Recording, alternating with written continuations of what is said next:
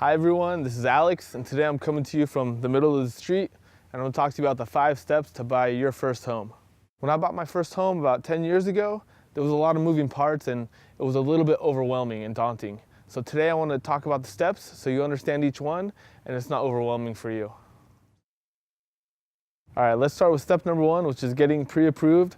This is the most important step, and let me tell you why. If you don't know how much you qualify for, how are you going to know what houses you can look for? The pre-approval is going to tell you exactly what you qualify for, and you're not going to have any ambiguity about, is this house right for me or is this house right for me? You know exactly what to look for. So your lender is going to ask you for certain documentation and certain questions and take in an application, and based on that information, they're going to run you through a system of underwriting, and they'll let you know exactly what you qualify for.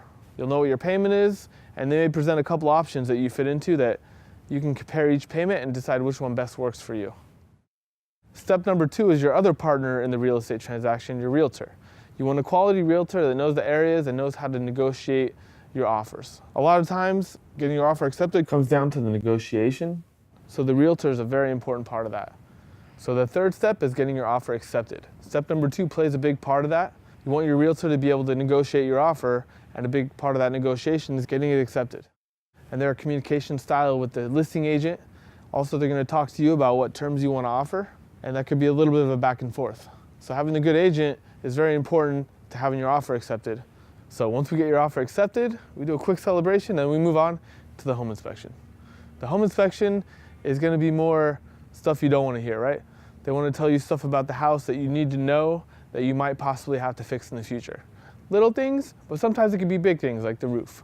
Sometimes this is good though because your realtor can negotiate and talk to the listing agent and negotiate you a credit to put towards your closing costs, so it gives you more money.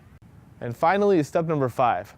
While we're going through these other steps, your loan's going through the approval process. It's going to the underwriters and getting fully approved. Some people's situation is simpler than others, and some is more complex. So they're kind of like a beautiful mind. They're like switching stuff around to see how your structure works for the loan.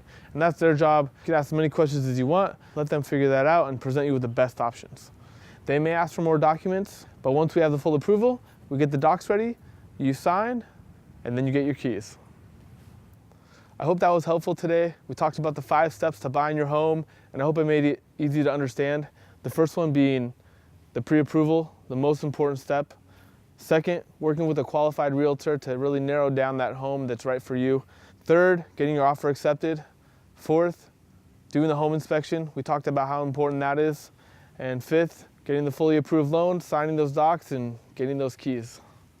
So today was just a brief overview, make it understandable for you guys. We're going to be doing more videos about more of the details of the process and more real estate to come. We'll be adding links that are helpful down below, so check those out. I look forward to sharing more information with you guys, so stay tuned.